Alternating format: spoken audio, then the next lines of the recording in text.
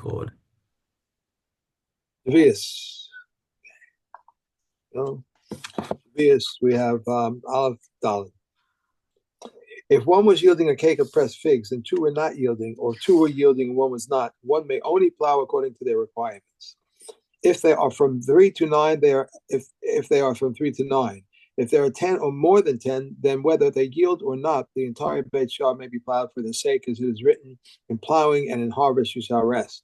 Since it is unnecessary to state plowing and harvesting in the Shevi'is year, in Shevi'is, it refers to plowing and harvesting in the year preceding which enters into this Shevi'is, and to harvesting at the end of the Shevi'is year, which extends to the year after Shevi'is.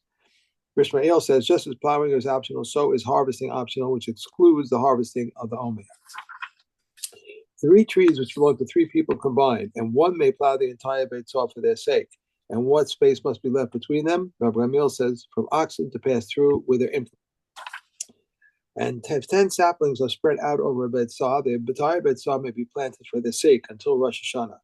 If they are planted in a row and surrounded by a fence, it is permitted to grow only as much as they require. Okay. Yay. All right, so we just learned about 10 saplings. You've got 10 saplings that allows you to plow all the way until Rosh Hashanah. Okay, and a tios hadiluim, the tios, the saplings and diluim are goods. Right. So if you have a field where you've got both saplings and goods all planted, then that also counts towards they count all together to make that 10, and you're allowed to plow it all until the end of the year, and basically a good counts as a sapling. Rabban Shimon ben Gamliel may call. By the way, the Yerushalmi says that the Tanakama holds only as long as there's a majority of saplings. Can you count the goods as well? But not if it's goods are in the majority. But Rabban Shimon ben Gamliel may call asara deluin leveis chorshin kol beis Rosh Hashanah. So Rabban Shimon ben Gamliel takes a different opinion that says that even if they're in the majority, then they can also they can also be plowed until Rosh Hashanah, and that actually is the halacha according to Kikati over here. Ad Amasai Nikra'u Natios. Okay, so now that we've said that saplings have the special heter, you say, well, how long does a tree get to be called a sapling? Okay, Rabbi Elazar ben Azariah Omer Ad Sheyacholu. He says until they become. Wait, just Natios. Did we miss a step over here? Ad Sheyacholu. Okay, so right, because there are two opinions about Ad Sheyacholu means. It means definitely past Orla. So once they're past Orla, that's they're into the Revius year. But the Kerem Revai, when you have Revai, the produce of a Revai tree is treated like Matashani, and you have to redeem it and take it up to Yerushalayim to eat it. So that's still considered with a level of Kodesh. She'achi acholu, until they become chol. It could mean either that they're now mutar, that they're chulin, or it could mean that they're no longer revai, in other words, into the 5th year. So there are two different ways of reading Rabbi Elazar ben Azariah. Hey, Rabbi Yeshua Omer bas sheva shanim. He says 7 years is as long as it will be called a sapling. Rabbi Akiva Omer natia kishma. It's ilan. Well, it's basically as long as people call them saplings. So people look at these things and say, yeah, they're still saplings. Then they're saplings as far as the halach is concerned. Now, what happens? Ilan she nigmam v'hotzi chalifin. So what happens if you had a tree that was cut down, and then a new shoot came out from the stump? Okay, is that considered a sapling or not? And the answer is, it depends how low the tree was cut down. If it was cut down less than a tefach from the ground, then this is a new tree. If it's more than a tefach, then it's just the old tree has grown a new branch. Okay, so that's the halacha from a tifach and below is like a kinetia mitzvah lamala ki'ilan divrei Rabbi Shimon. This is the halacha as like Rabbi Shimon over here. Okay, Perek base. We've been talking about trees until now. Now we're talking about a stay lavan. A stay lavan, a white field, is a field that doesn't have any shade. In other words, like a wheat field. Or okay, but obviously, if you're plowing it, there's nothing in it yet. So, but basically, there are no trees in it, and you want to plow it in the sixth year. How long have you got? Ad emasai choshin b'stei alavan erev Shevi'is, ad shetich lehelecha, until the moisture has dried up. So calls man shebnei adam choshin lita b'mikshas of midlaos. Anytime that people would still be plowing in order to plant cucumbers and gourds. Amar Rabbi Shimon Nasat Torah kol echad ve'echad biyado. Come on, you're giving a shear that everyone is using their own personal judgment on. This is you've got to have a fixed rule for everyone. That doesn't work. Ella bistei halavan ad Pesach or bistei ha'ilan ad atzeres. When it's an open field, a white field, you can plow until Pesach, and with a tree field until Shvius, and of course there's the Natias which go until Rosh Hashanah. Actually, Kati makes the point over here that Rabban Gamliel and his based in voted on both these prakim over here and were mevatel this whole gezerah of not plowing until Rosh Hashanah. So basically, they were matir to plow any field until Rosh Hashanah of the Shevi'is. Okay, kilayim. The three already. Okay. So, sorry. Mm-hmm.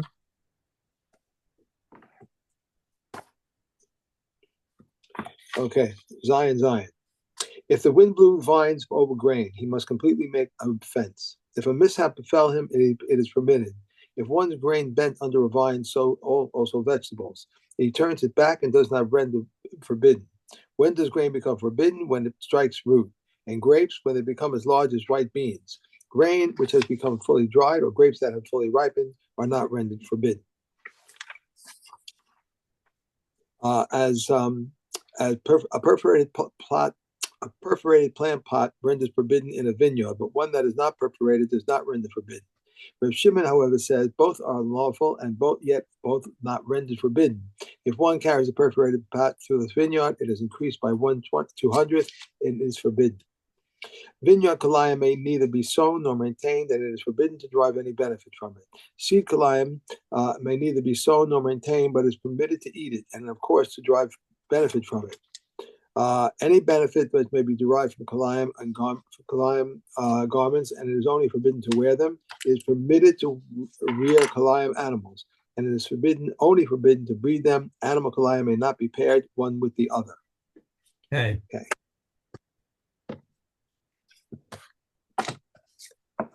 Okay, and we have Demai. Yeah. Hey, Aleph. If one buys from a baker, how does he tithe? He takes a quantity sufficient for Trumat, Meiser, and Kala and says 1/100 of this on this side is Meiser, and the rest of Meiser, and the rest of the Meiser adjoins it. That which I rendered on Meiser is rendered Trumat Masa on it, and the rest is Kala. And the Meiser Sheni in the north or the south of it, and it is redeemed with money. I made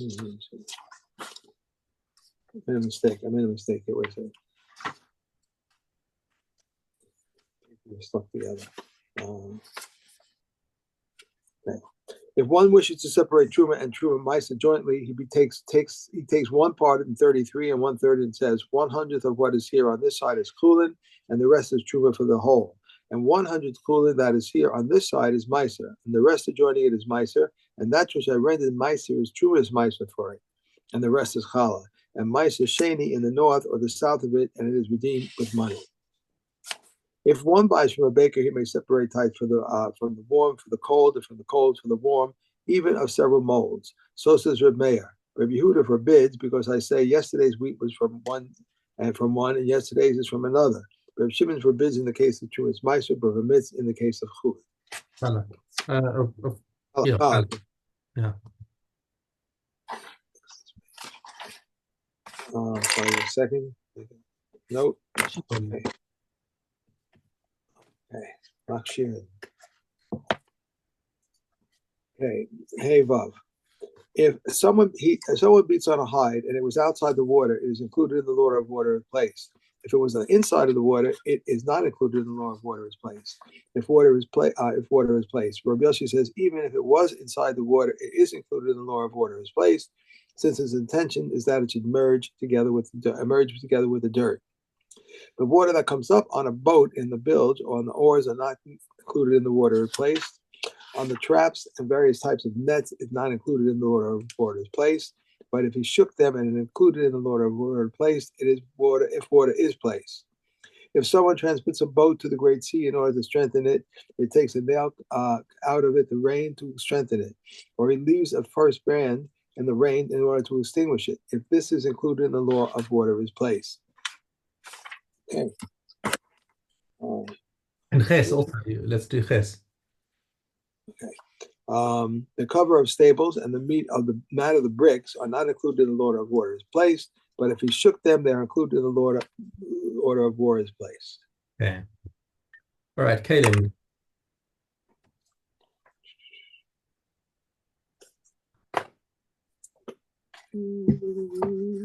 Okay. Cuff base Dalit. Aleph. Aleph, yeah. Right. A water or the lufki that became reduced or were overlaid with marble and space remained on them for placing cups. They are tame. Rabbi Yehuda says only if they remain space for placing pieces of food. A table that had one of his legs removed is tahor, and if a second leg was removed, it is tahor. If the third leg was removed, it is tame where one has intent for it. But Yossi says no intent is necessary, and the same is true for the lufki. A bench that has one of its ends removed is tahor, and the second end was removed, it is tahor. If it has a height of one tefach, it is tameh. A footstool that had one of its ends removed is tameh, and the same is true for the stool in front of the katsara. Okay.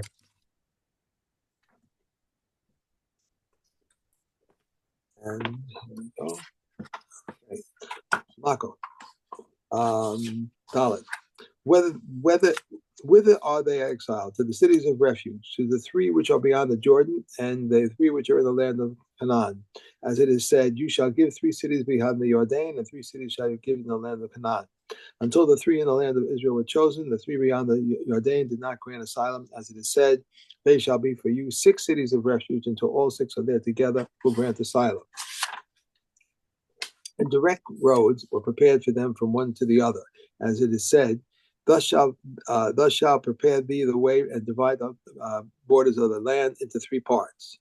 And they provided them with 2 scholars, lest he kill them on the way. And he speak to him, and he speak to him. Bermeah says he also speaks for himself, as it is said, this is the word of the manslayer. Rabbi Yossi Bar Yehuda says initially both the unwitting and the witting go immediately to the cities of refuge, and the court sends and brings him from there. He who was condemned to death by the court was executed, and he who was not condemned to death was freed. But he who was ordered to exile, they were restored to his place, as it is said, and the congregation shall restore him to a city of refuge. And whether anointed with the oil of anointing or robed with the increased number of garments or has passed from his appointment, they bring back the manslayer. Rabbi Yehuda says, even one anointed for battle brings back the manslayer. Therefore, the mothers of the priests provided them with food and clothing, so they will not pray for their sons to die. If one's sentence has been passed, the high priest dies, he is not exiled. If before his judgment was completed, the high priest died, and they appointed another in his stead, and his judgment was afterwards completed, and he returns upon the death of the second. Okay. And here we go. It's okay. Gimel Hay. If an animal died, one may not move it from its place. It once occurred, and they asked for Tarfon about it, and about Challah that became unclean. And he went into the house of study and asked, and they said to him, one may not move them from their place. This they may not allot shares of the animal from the outset on Yom Tov, but they may not allow. They may not allow shares of the animal from the onset on Yom Tov, but they may allot shares of it from before Yom Tov, and may slaughter and divide among them. Rabbi Yehuda says one may weigh against meat against a utensil or against a chopper, but the Kedamim say one may not use scales at all. One may not use a wet knife on Yom Tov, but one may pass over another. One may not say to a butcher, weigh the dinner's worth of meat, but he may slaughter, and they divide them among themselves. All right. Shekaya. Yashikar, to you. I did a thing yesterday. I was so proud of myself. It was such a stupid